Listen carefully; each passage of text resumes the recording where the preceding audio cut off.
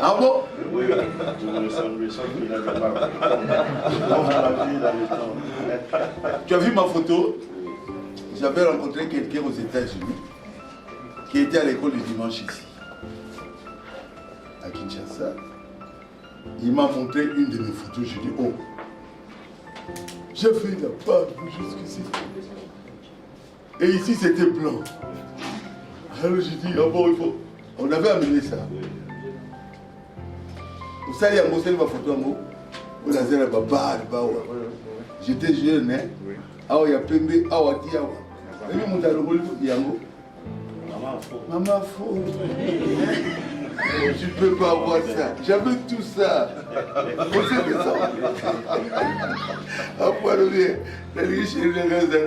oh mon Dieu. Et ça qui toque au langage, il a dit non.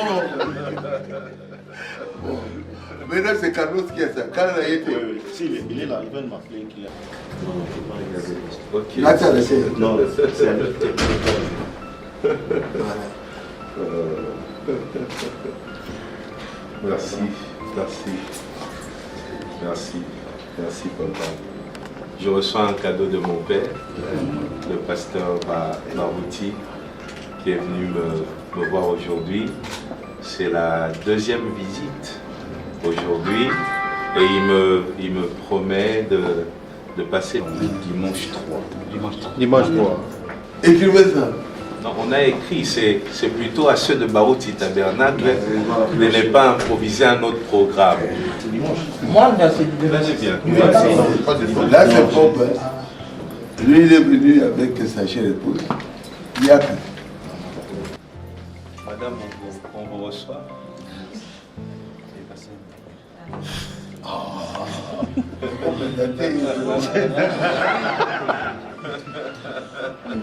Alors, vous te comprenez la tête.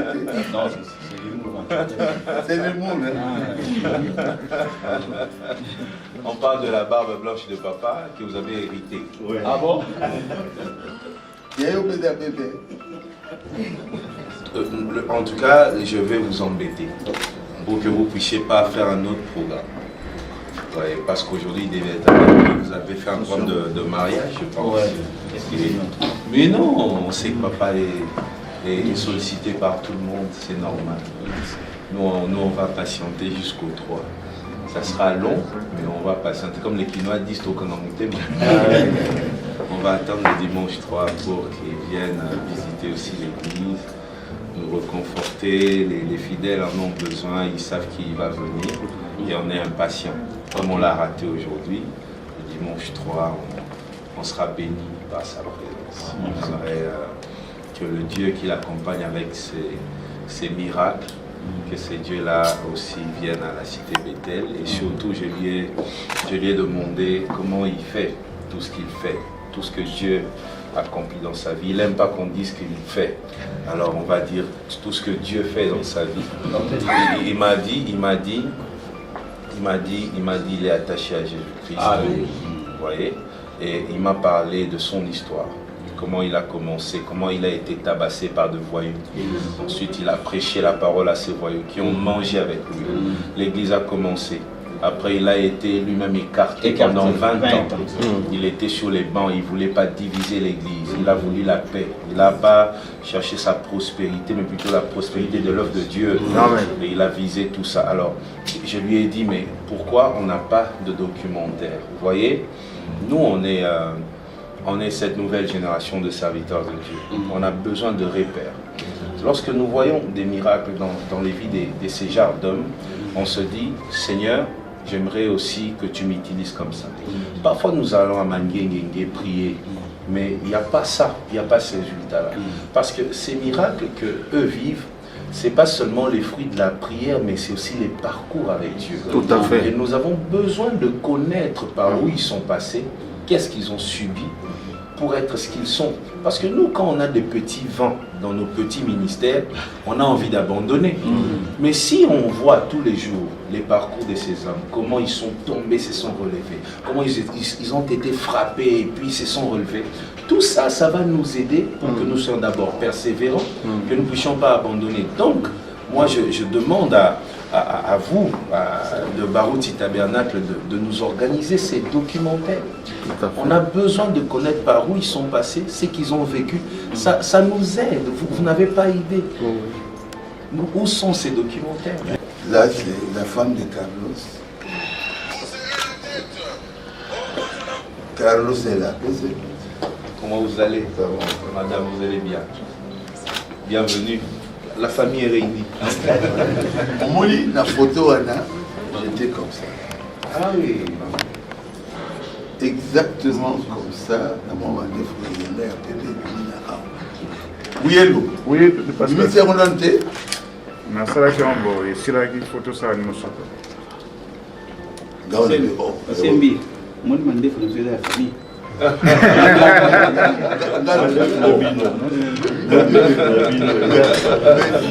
Mais oui, ils ont là. On a tellement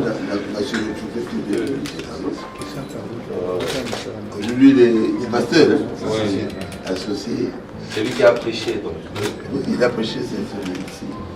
Il vient de Madaka. Lui aussi, moi, je me suis là, c'est sa chaîne. 9 to 10. 9 9 seulement. Pas 10. 9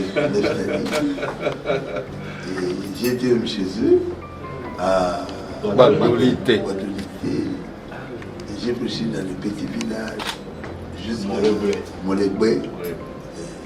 Petit village de Worobé aussi.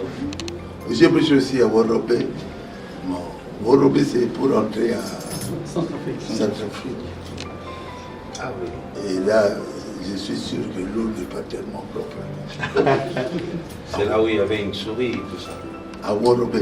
Non, la souris c'était Bouloum. Tu étais avec moi. Oui, Tu as vu que j'ai fait tout le village de Bandundu. oui. Hein? Oui, parce que Jusque Kigwadi, Djouma, Kwassa, Lubembo, tous, Kimolo, ces villages-là. Mais moi, je suis en train d'embêter papa. Je lui dis il faudrait qu'il commence à se reposer. on va voter. Non, mais moi, ma voix compte 10. C'est que tu étais avec moi. La souris est là. Ouais. Et moi, je suis entré dans cette tour de Kouilou. J'ai dit, vous, Dans une faites bureau. ça. Boza beaucoup faté. Moi, je ne vais pas mourir. J'ai fait ça. C'est comme ça que vous nettoyez. Hein. On fait ça. Vous faites ça. Et puis,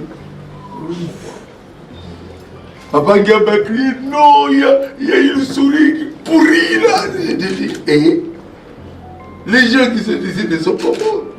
Ces souris sont dans tout Kouilou. Et j'ai bu ça.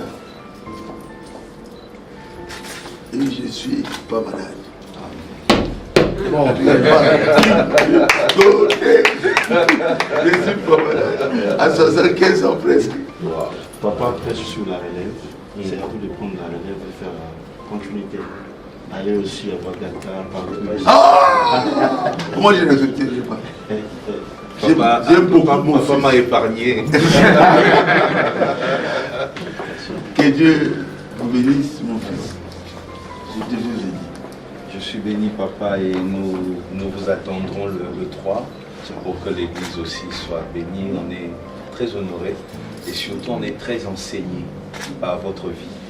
Et je demande que votre vie soit publiée, que ça soit connu de tous pour influencer la nouvelle génération. Nous sommes une génération, nous aimons les miracles, mais nous ne payons pas le prix. Et il faudrait que nous puissions connaître toutes ces choses pour que nous soyons prêts à payer le prix, afin de vivre aussi une vie de miracle comme vous. Vous êtes une bénédiction pour nous.